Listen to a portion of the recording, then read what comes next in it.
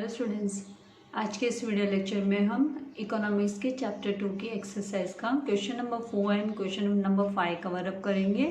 Exercise start करने से पहले मैं आपसे रिक्वेस्ट करूंगी कि अगर अभी तक आपने मेरे चैनल को सब्सक्राइब नहीं किया तो प्लीज़ चैनल को सब्सक्राइब कीजिए एंड चैनल लिंक अपने फ्रेंड्स के साथ शेयर करना मत भूलिएगा एंड वीडियो को लास्ट तक देखिएगा और लाइक करना मत भूलिएगा। सो स्टार्ट करते हैं क्वेश्चन नंबर 4 से कि ऑब्जर्व द फॉलोइंग। ये जो गिवन टेबल है वो आपको ऑब्जर्व करना है, नीचे टेबल दी उसको ऑब्जर्व करना है एंड आपको answers the questions, you have to answer the questions, आपको क्वेश्चंस के उत्तर देने हैं। तो यहाँ पे आप देखेंगे कि जो फर्स्ट कॉलम है वहाँ पे आपको यूनिट ऑफ कमोडिटी दिया है, तो यहाँ पे टोटल कितने 5 कमोडिटीज़ दिए हैं। फिर यहाँ पे जो सेकेंड कॉलम है यहाँ पे टोटल यूटिलिटी यूनिट्स दिए हुए आपको, जो 6, 11, 15, 15, 14। तो आप ऑब्जर्व करोगे कि 6 से लेके यहाँ पे फर्स्ट कमोडिटी, ये जो फर्स्ट यूनिट ऑफ कमोडिटी से लेके आप फोर्थ यूनिट ऑफ कमोडिटी तक हम आप देखते हो, तो मतलब है ना यहाँ पे फर्स्ट टू 3 कमोडिटी में इंक्रीज हो रहा है यूनिट्स, टोटल यूनिट्स में, जो टोटल यूटिलिटी यूनिट्स में इंक्रीज हो रहा है। और फोर्थ कंजम्पशन मतलब फोर्थ यूनिट ऑफ कमोडिटी के कंजम्पशन से ये जो टोटल यूटिलिटी ये स्टिल रह जाती है सेम टू सेम। यहाँ पे जैसे टोटल यूटिलिटी 15 दिया है थर्ड यूनिट ऑफ कंजम्पशन से, तो यहाँ पर आकर वो सेम ही सेटिस्फेक्शन दे रहा है, 15 यूनिट्स का ही रह जाता है। और यहाँ पे आप मार्जिनल यूनिट्स में, जो थर्ड कॉलम में मार्जिनल यूटिलिटी यूनिट्स दिया है उसमें ऑब्जर्व करोगे तो मार्जिनल यूटिलिटी फर्स्ट यूटिलिटी के टाइम पे वो 6 है, मतलब यहाँ पे टोटल यूटिलिटी भी 6 और मार्जिनल यूटिलिटी भी 6 है।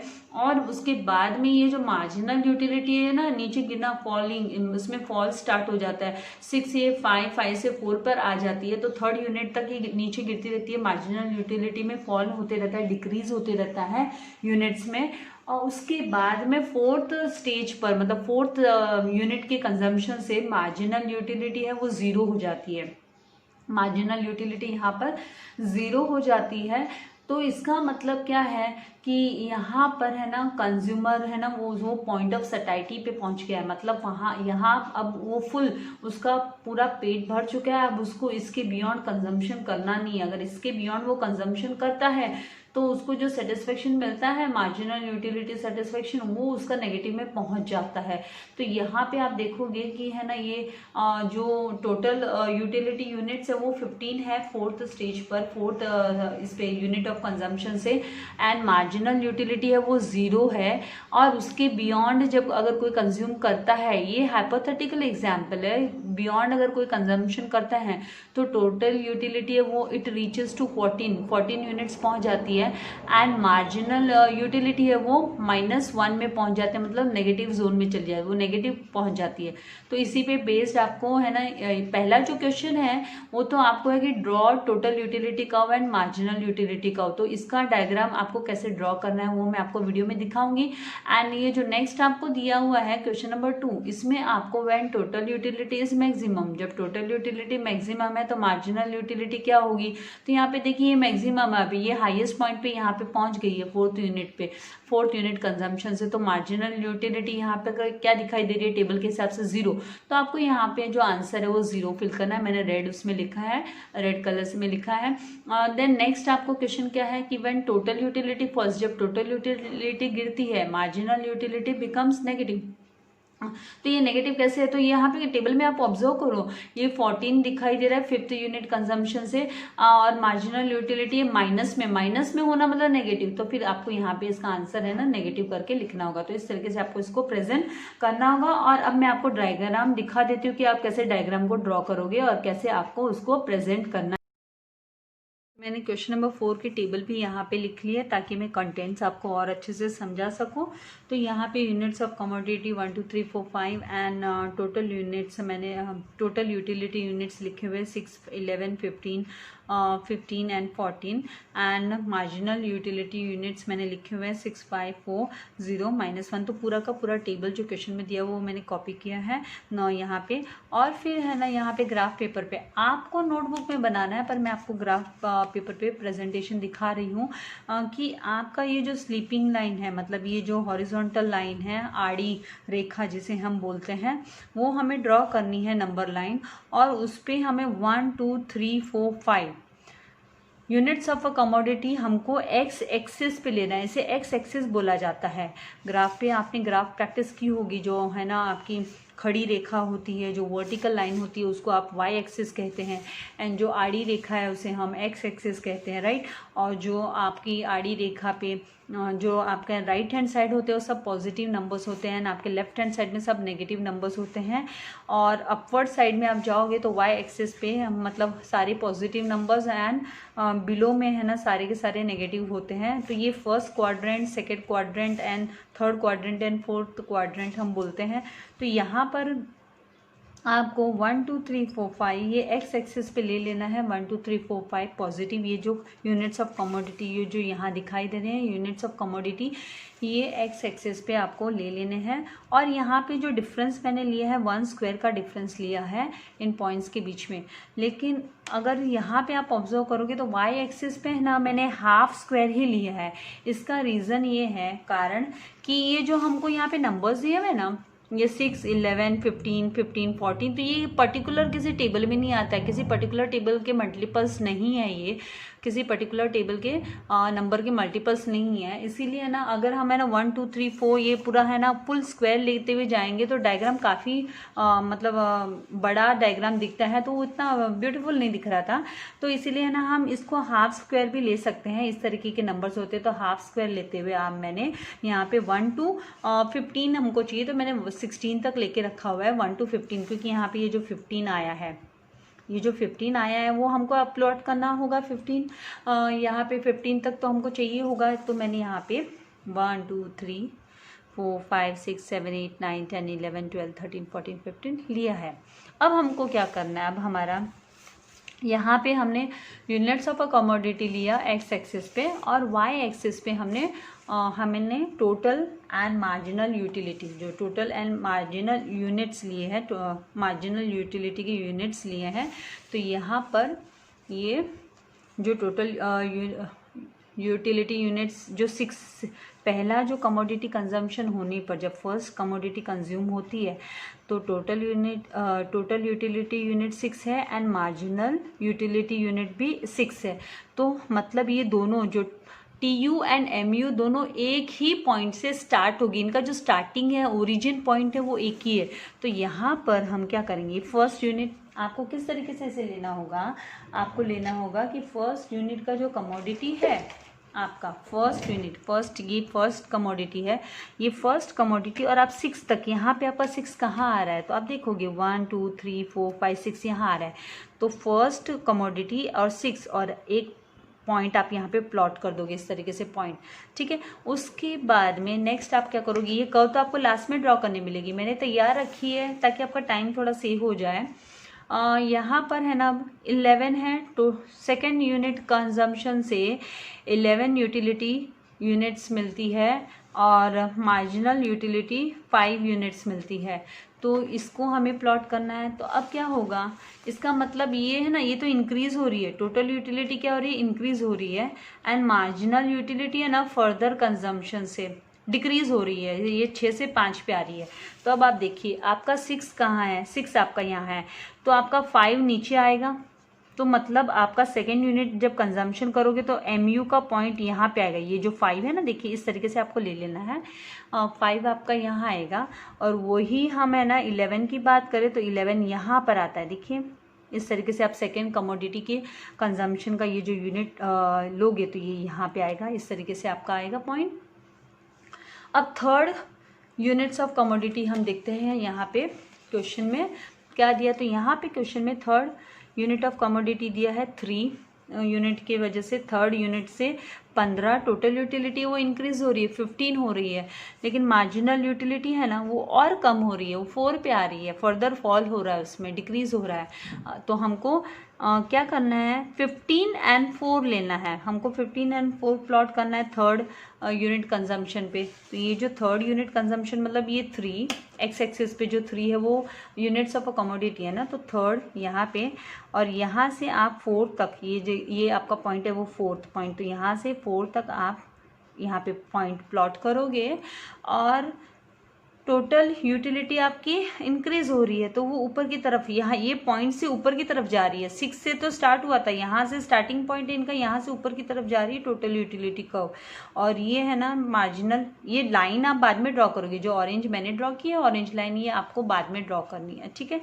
तो यहाँ पे ये है ना थर्ड यूनिट से यहाँ इस तरीके से 15 तक। इसके बाद यहाँ पे आप देखोगे फोर्थ यूनिट का कंजम्पशन। देखो फोर्थ यूनिट से क्या होगा, जो टोटल यूटिलिटी है आपकी वो 15 है, मैक्सिमम यहाँ पे आके रुक गई, कांस्टेंट हो गई, हाईएस्ट हो गई, मैक्सिमम हो गई, कांस्टेंट हो गई। और आप मार्जिनल यूटिलिटी यूनिट्स देखोगे तो वो ज़ीरो हो गई, वो ज़ीरो हो गई। तो अब आपको क्या करना है, पॉइंट कौन सा लेना है, 15 एंड 0 लेना है। तो 0 होना मतलब ये जो है ना टोटल, ये जो मार्जिनल यूटिलिटी है ना ये एक्स एक्सिस पे आ जाएगी। अब ये फोर्थ यूनिट आपका 4 यहाँ है, तो ये है ना इस नंबर लाइन पे एक्स पे यहाँ पे आ जाएगी, यहाँ पे मैंने पॉइंट रखा है, यहाँ पे आ जाएगी एक्स एक्सिस पे, इसको इंटरसेप्ट करेगी, इसको कट करेगी। और जो टोटल यूटिलिटी है वो हाईएस्ट लेवल पे, मतलब वो यहाँ पे आके स्टिल हो जाती है। देखिए ऑलरेडी हमने 15 लिया हुआ था, पहले स्टेज पे 15 ही था, थर्ड यूनिट कंजम्पशन से 15 था, फोर्थ से भी 15 है, तो यहाँ पे आके स्टिल हो गई, कांस्टेंट हो गई, स्टिल हो गई है, कांस्टेंट हो गई है। तो ये जो पॉइंट है ये पॉइंट ऑफ सटाइटी है, इस पॉइंट को हम पॉइंट ऑफ सटाइटी बोलते हैं, जहाँ पर कंज्यूमर फुल्ली सेटिस्फाइड हो जाता है, पॉइंट ऑफ सटाइटी है, ठीक है। और यहाँ पे ये पॉइंट है ना, यहाँ पे वह, यहाँ पे अब इससे बियॉन्ड अगर वो यहाँ पे ये है ना 0 हो जाता है, इसके बियॉन्ड अगर ये जा कंजम्पशन होता है तो वो डिस यूटिलिटी में एंटर कर जाता है। तो यहाँ पे देखते हैं 5th यूनिट कंजम्पशन। तो यहाँ पे 5th यूनिट कंजम्पशन से टोटल यूटिलिटी है ना डिक्रीज होना चालू हो गई, ये 14 में हो गया। और ये जो मार्जिनल यूटिलिटी यूनिट है ये -1, तो नेगेटिव जोन में चली जा रही है, -1 डिक्रीज होना स्टार्ट हो गया, तब मतलब ये नेगेटिव है। टोटल यूटिलिटी जब डिक्रीज होना स्टार्ट होगी तो इमीडिएटली मार्जिनल यूटिलिटी मतलब नेगेटिव हो जाती है। तो यहाँ पे आपको टोटल मार्जिनल यूटिलिटी हम कहाँ लेंगे, तो मार्जिनल यूटिलिटी को हमें यहाँ देखना है, यहाँ पे हमारा -1, ये देखिए यहाँ पे -1 है, हाफ क्वाड्रेंट ही हम ले रहे हैं ना -1। और हमारा जो टोटल 5th यूनिट कंजम्पशन से जो मार्जिनल यूटिलिटी है वो यहाँ आएगा, यहाँ पे जो मैंने पॉइंट दिखाया यहाँ पे आएगा। और जो टोटल यूटिलिटी है वो 14 पे, तो मतलब फॉल होना स्टार्ट हो गई टोटल यूटिलिटी। ये देखो कर्व नीचे आएगी। अब आपको कर्व, ये आपको पॉइंट्स मिलने के बाद में आपको कर्व ड्रॉ करने, तो इस पॉइंट्स मिलने के बाद आप इसे ज्वाइन करोगे, इस तरीके से इनको ज्वाइन कर लोगे पॉइंट्स को। तो ये जो आपकी अपवर्ड जा रही है, पहले अपवर्ड जाने के बाद डाउनवर्ड आ रही है, ये आपकी टोटल यूटिलिटी कर्व है। एज पर अल्फ्रेड मार्शल हम इसको मेजर कर सकते हैं नंबर्स में, राइट। और फिर यहाँ पे जब आप यहाँ से जो पहले से ही नीचे फॉल होना स्टार्ट हो जाती है वो आपकी MU है, मार्जिनल यूटिलिटी कर्व है। तो इस तरीके से आप ज्वाइन कर दोगे पॉइंट्स को और यहाँ पे ये नेगेटिव क्वाड्रेंट में पहुँच जाते हैं, नेगेटिव पहुँच जाती है, क्योंकि ये देखिए ये जो -1 हमने लिया ये नेगेटिव, ये क्वाड्रेंट भी वैसे नेगेटिव होता है। वाई एक्सिस TU और MU वाई एक्सिस पे लिया हमने, तो ये वाई एक्सिस है, तो वाई एक्सिस का पॉइंट नेगेटिव में चला जा रहा है, मतलब यहाँ पर मार्जिनल यूटिलिटी नेगेटिव हो रही है। तो ये जो शेड यहाँ पे ये जो एरिया दिखाई दे रहा है हमें, ये जो एरिया दिखाई दे रहा है आपको, ये जो मैंने अभी शेड किया ये एरिया, ये डिस यूटिलिटी को में कन्वर्ट हो गया, डिस यूटिलिटी में, फर्दर कंजम्पशन से डिस यूटिलिटी पे पहुंच जाती है। मार्जिनल यूटिलिटी है ना वो कोई सेटिस्फेक्शन नहीं देती है। तो इस तरीके से आपको इसको ग्राफ को ड्रॉ करना होगा। और आपको ग्राफ में ड्रॉ करने की जरूरत नहीं है, इसे आपको नोटबुक में ही करना है, बिकॉज आपको एग्जाम में कोई ग्राफ पेपर नहीं मिलने वाला है। So you have to practise in the notebook only. तो आई होप आपको अच्छे से समझ में आ गया होगा। और आपको ये लेबलिंग करना है, ये आपका कौन सा कर्व है, तो ये टोटल यूटिलिटी कर्व है, तो TU कर्व लिखेंगे। एंड ये जो डाउनवर्ड आ रही है वो कौन सी है, तो मार्जिनल यूटिलिटी कर्व, तो इसको MU कर्व लिखेंगे। लिखोगे। एंड यहाँ पे ये जो शेडेड पार्ट है वो डिसयूटिलिटी को रिप्रेजेंट करता है, तो यहाँ पे आप डिसयूटिलिटी मतलब डिससेटिस्फेक्शन उसको लिखोगे। तो इसको नेगेटिव सेटिस्फेक्शन भी बोलते हैं हम। तो इस तरीके से आप लिख लोगे। और बाद में वो 2 क्वेश्चन मैंने आपको पहले भी एक्सप्लेन कर चुकी, 2 question. When the total utility is maximum, जब टोटल यूटिलिटी मैक्सिमम मतलब हाईएस्ट है आके कांस्टेंट हो जाती है, वहाँ पे 0 हो जाती है, MU 0 हो जाता है। एंड जब टोटल यूटिलिटी फॉल करती है मतलब डिक्रीज होना स्टार्ट करती है, फॉल होती है, तो उस वक्त मार्जिनल यूटिलिटी है वो नेगेटिव हो जाती है, माइनस हो जाती है। तो इस तरीके से आपको करना होगा। और अभी चलते हैं, मूव करते हैं नेक्स्ट क्वेश्चन पे।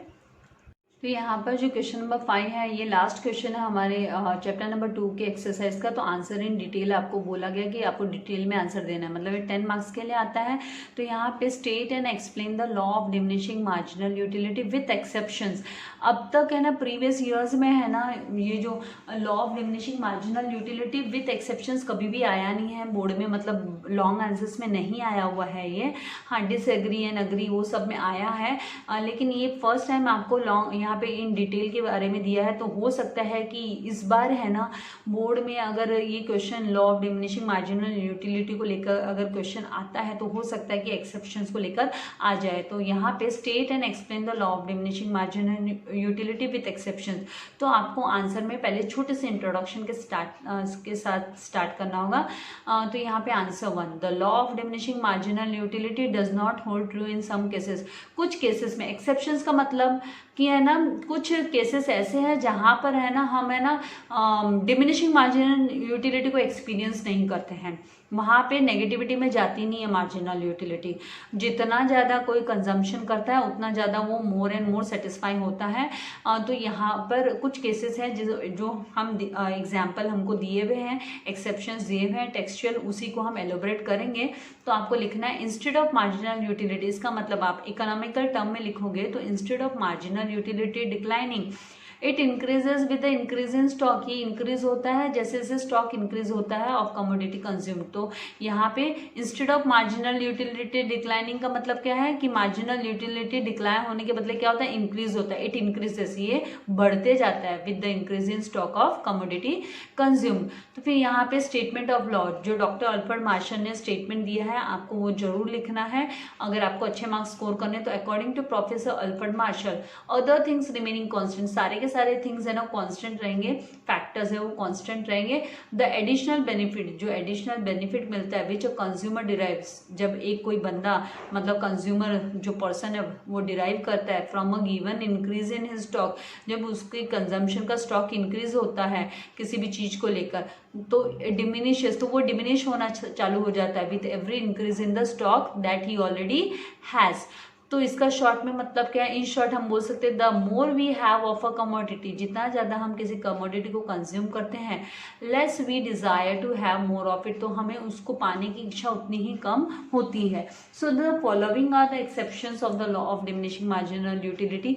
जो नीचे दिए हुए हैं सम एक्सेप्शंस है जो हमारे टेक्सचुअल में एग्जाम्पल्स में हमको दिए हुए हैं, hobbies, माइजर, addictions, power and money. तो आप इस तरीके से अपना आंसर को प्रेजेंट करते हो तो it is well and good. उसके बाद में आपको क्या करना है, जैसे आपको मान लो ये शॉर्ट नोट के लिए आ जाता है तो आप इस तरीके से प्रेजेंट करो अपना आंसर, शॉर्ट में इस तरीके से प्रेजेंट करो, फिर 3 पॉइंट्स को आप एलोबरेट कर दो। 5 मार्क्स के लिए है, 4 मार्क्स के लिए है तो आप 3 पॉइंट्स को एलोबरेट कर दो, बाकी के जो 2 पॉइंट है वो 1 लाइन के साथ आप खत्म कर दो। तो आप इस तरीके से कर सकते हो। तो यहाँ पे hobbies, it is said that in case of certain hobbies, कुछ हॉबीज ऐसी होती है जो इनको हम जितना ज़्यादा वो हॉबी हमारी फुलफिल होती है उतना ही हम खुश होते हैं। Such as collection of various stamps, बहुत सारे तरीके की अलग अलग तरीके की स्टैम्प्स को कलेक्ट करना, कलेक्शन करना, कॉइन्स को कलेक्ट करना, rare paintings, music, reading etcetera and individual derives. तो एक बंदा जो उसको कंज्यूम करता है मतलब वो कलेक्ट करता है वो ही और she gets more and more utility, ज़्यादा एंड ज़्यादा यूटिलिटी मिलता है from every additional collection of stamp और coin. Hence it is an exception to the law. तो हम बोल सकते हैं कि ये क्या है, लॉ के लिए एक्सेप्शन है, it is exceptions to the law. But in fact अगर लेकिन हम in fact as per the assumptions of homogeneity, लेकिन हम यहाँ पे है ना अगर हम बात करें होमोजेनिटी अजम्पशन की तो यहाँ पे वो अजम्पशन लागू नहीं होता है। कोई भी बंदा ना एक तरीके की है ना स्टैम्प नहीं कलेक्ट करेगा या एक ही तरीके का कॉइन नहीं कलेक्ट करेगा या एक ही तरीके का म्यूजिक नहीं सुनेगा। तो वहाँ पे होमोजेनिटी है ना वो ब्रेक हो रही है यहाँ पे। एंड कंटिन्यूटी भी ब्रेक होती है कि ये जो स्टैम्प्स का कलेक्शन, कॉइन्स का कलेक्शन ईयर्स एंड ईयर्स लग जाते हैं, कोई एक साथ है ना विदाउट टाइम गैप नहीं होता है ये सब चीज़, रीडिंग हुई, म्यूजिक हुआ। तो यहाँ पे and continuity of the law of diminishing marginal utility, if person asked to collect, अगर किसी बंदे को हम पूछते हैं to collect same type of stamp, अगर सेम टाइप ऑफ स्टैम्प बोलेंगे या कॉइन बोलेंगे कंटिन्यूसली, तो है ना the marginal utility will fall. तो उस केस में है ना जो मार्जिनल यूटिलिटी है वो गिरेगी, नहीं तो है ना वो मार्जिनल यूटिलिटी क्या है, फॉल नहीं होती, doesn't fall, marginal utility doesn't fall and the law will become applicable. तो उस केस में अगर हम सेम चीज उनको, सेम होमोजेनियस थिंग्स मतलब आइडेंटिकल थिंग्स उनको कलेक्ट करने बोलेंगे और वो भी नॉन स्टॉप कलेक्ट करने बोलेंगे, तो मार्जिनल यूटिलिटी फॉल होगी और ये है ना जो लॉ है वो applicable. Hence, it is not a real exceptions as this violates, क्योंकि ये क्या करता है, वायलेट करता है मतलब ब्रेक करता है जो assumption of homogeneity and continuity का जो रूल है, जो अल्फ्रेड मार्शन ने बोला है एज्यूम करना है, उसको वो ये ब्रेक कर रहा है, वायलेट कर रहा है, इसके लिए ये रियल एक्सेप्शन नहीं है। Then coming to the second one, यहाँ पे माइजर, माइजर का मतलब it is said that, miser कौन होता है, कंजूस बंदा, राइट। तो यहाँ पे हम बोला गया है कि it is said that a माइजर the marginal, it is said for a माइजर, माइजर के बारे में क्या कहा गया है कि marginal utility of a money, पैसे की जो यूटिलिटी है वो उसके लिए इंक्रीज एंड इंक्रीज होते जाती है, उसके लिए कभी डिक्रीज नहीं होती, भले 1 रुपया एडिशन होगा उसके अकाउंट में तो वो उससे भी खुश होगा, increases with every increase in the stock of money और wealth. So as every additional rupee, क्योंकि हर एक additional rupee gives him more and more satisfaction, ज़्यादा से ज़्यादा सेटिस्फेक्शन देता है, बट द माइजर्स बिहेवियर, लेकिन जो माइजर बंदा है, जो कंजूस बंदा है, उसका बिहेवियर कैसा होता है, वो क्या रैशनल है क्या, नहीं, दैट इज नॉट रैशनल, वो इरैशनल बिहेवियर होता है, उसका जो बिहेवियर होता है वो इरेशनल होता है, मतलब अमान्य, वो एक नॉर्मल बंदे के जैसे काम नहीं करता है, राइट, लालची होता है, ग्रीडी होता है, दस ही वायलेट्स, तो इसका मतलब वो वायलेट करता है the rationality assumption of the law, law की रैशनैलिटी अजम्पशन को वो वायलेट करता है, ब्रेक करता है, therefore it can not be considered to be a real exception. तो ये भी है ना माइजर है वो भी रियल एक्सेप्शन नहीं है, मतलब यहाँ पे भी ये सही नहीं ठहरता, क्योंकि ये जो इरैशनल अजम्पशन है इसको ब्रेक कर रहा है, रैशनैलिटी ऑफ अजम्पशन को ये ब्रेक कर रहा है।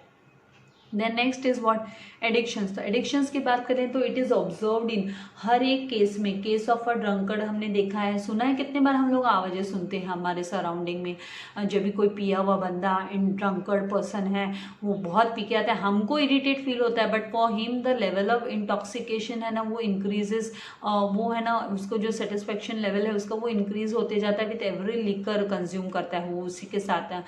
तो मार्जिनल यूटिलिटी ऑफ अल्कोहल, जो मार्जिनल यूटिलिटी होती है अल्कोहल की, वो यहाँ पे अल्कोहल की कीप्स इंक्रीजिंग, वो इंक्रीज होते जाती है with for a drunkard, drunkard के लिए इंक्रीज होते जाती है as he consumes more of it, जितना ज़्यादा वो उसे कंज्यूम करता है। So this applies to all addictions. तो ये है ना हर एक एडिक्शंस के लिए एप्लीकेबल है, अप्लाई होता है, वो भले ड्रग्स लेने को लेकर हो, भले वो ड्रिंक्स को लेके हो, किसी को कोल्ड ड्रिंक्स बहुत पीने की आदत होती है उसको लेके हो, स्मोकिंग को लेकर हो, तो या है ना ज़्यादा से ज़्यादा mobile phone and social media पे बैठने की आदत हो, तो वो एडिक्शन ही हुआ एक तरीके का। तो however in case of all addicts, हर एक एडिक्ट्स के केस में क्या होता है, the assumption of rationality assumption है वो वायलेट होती है। सो ये जो है ना एडिक्शंस है it can not be considered, तो इसको भी हम रियल एक्सेप्शन नहीं बोलेंगे। जो रैशनल, इसका मतलब क्या, जो नॉर्मल बंदा है, रैशनल बंदा है, समझदार बंदा है, वो तो है ना इस तरीके से एकदम एक्स्ट्रा ऑर्डिनरी नहीं लिखकर कंज्यूम करेगा, एक्स्ट्रा ऑर्डिनरी किसी भी चीज़ का मतलब उसको एडिक्शन नहीं होगा, एडिक्टेड नहीं होगा किसी चीज़ से, तो वो रैशनल बंदे के लिए नहीं है, वो इरैशनल बंदे ने, ये जो एडिक्शंस वाली बात है वो इरैशनल बंदे से रिलेटेड है, तो यहाँ पे तो रैशनैलिटी को ब्रेक कर रहा है, तो law of diminishing marginal utility के लिए रियल एक्सेप्शन नहीं हो सकता है नाउ, क्योंकि वहाँ पे तो है ना रैशनैलिटी की बात होती है। Now fourth one is what, power. Power की बात करें तो जैसे किसी को कोई अथॉरिटी अथॉरिटी मिलती है, पावर मिलती है, तो वो और उसकी चाहत बढ़ती जाती है। तो it is an exception to be law because when a person acquires power, जब कोई बंदा पावर एक्वायर करता है, उसको अथॉरिटी आती है, वो कोई ओहदा पाता है, तो उससे भी ऊंची पोस्ट पे जाने की इच्छा होती है। तो हिज लस्ट, उसका जो क्रेज होता है, लस्ट होता है फॉर पावर इंक्रीजेस, वो इंक्रीज होते जाता है।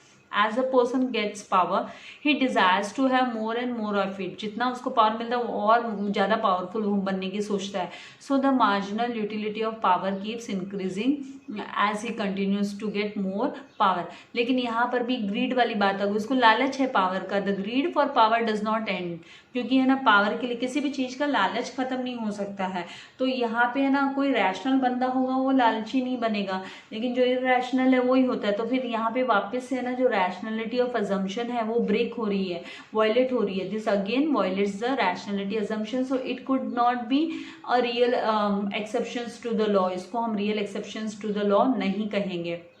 देन फिफ्थ इसकी बात करें, आई होप आपको समझ में आ रहा है। मनी इट इज़ कॉमनली, ये जो मनी को लेकर अगर हम बात करते हैं तो ये भी हमने कॉमनली एक्सपीरियंस किया है कि मनी को लेकर जो यूटिलिटी है वो इंक्रीज होती रहती है, हर एक बंदे के लिए वो इंक्रीज होती रहती है। कॉमनली एक्सपीरियंस्ड है with increase in stock of money, stock because money is, क्योंकि मनी है वो मीडियम ऑफ एक्सचेंज है, परचेसिंग पावर देता है किसी भी कंज्यूमर को, which is use to purchase various goods and services to satisfy. तो ये सेटिस्फाई करने के लिए, वॉन्ट्स को सेटिस्फाई करने के लिए, वेरियस वॉन्ट्स को सेटिस्फाई करने के लिए, हाउएवर, इसीलिए the law is not applicable in case of money, इसलिए मनी के केस में ये एप्लीकेबल नहीं है law of diminishing marginal utility. But लेकिन कुछ इकोनॉमिस्ट का कहना है कि the law of diminishing marginal utility is applicable to money also. जैसे कि एग्जाम्पल के तौर पे अगर हम कहें तो marginal utility of money is more to poor, गरीबों के लिए वो ज़्यादा होगी, क्योंकि गरीब के लिए तो एक एक रुपया उसके लिए बहुत इंपॉर्टेंट होता है देन अ रिच पर्सन, अमीर बंदे से ज़्यादा उसको मार्जिनल यूटिलिटी, एक रुपये की कदर गरीब को ज़्यादा होगी। सो इन शॉर्ट, इसीलिए अब फिर लास्ट में आपको आपका आंसर कंक्लूड करना है कि in short all this cases are said to be exceptions. ये सब केसेस को हम एक्सेप्शंस बोलेंगे of the law, but they are not real exceptions. लेकिन ये रियल एक्सेप्शंस नहीं है, क्योंकि एज दे वायलेट सम और the other assumptions of the law, क्योंकि वो वायलेट करते एक नहीं तो ज़्यादा जो लॉ के हमने एज्यूम किए हैं, law of diminishing marginal utility को एक्सपीरियंस करने के लिए जो एजम्पशंस हमने, कंडीशंस हमने अप्लाई की है, उनको ब्रेक करता है। सो द लॉ, इसलिए हम बोल सकते हैं कि जो law of diminishing marginal utility है हैज़ यूनिवर्सल एप्लीकेबिलिटी, उसको यूनिवर्सल एप्लीकेबिलिटी है। तो इस तरीके से आपको आपका आंसर लिखना होगा। तो आई होप आपको समझ में आ गया है, और इसके साथ हमारे ये जो सेकेंड चैप्टर की एक्सरसाइज भी ख़त्म हो चुकी है, और थर्ड चैप्टर ऑलरेडी हमने स्टार्ट कर दिया है। स्लोली पूरा पोर्शन में आपका कवर अप करा दूंगी। अभी थोड़ा सा मैं 11th स्टैंडर्ड के जो ऑनलाइन एडमिशन प्रोसेस में थोड़ी सी बिजी हूँ, तो जैसे थोड़ा फ्री होंगी तो और जल्दी वीडियो डालना स्टार्ट करूँगी आप लोगों के लिए। तो वीडियो को लाइक करना मत भूलिएगा, सब्सक्राइब जरूर कीजिएगा, एंड फ्रेंड्स के साथ भी चैनल लिंक को शेयर कीजिएगा। Thank you very much, God bless you all dear students.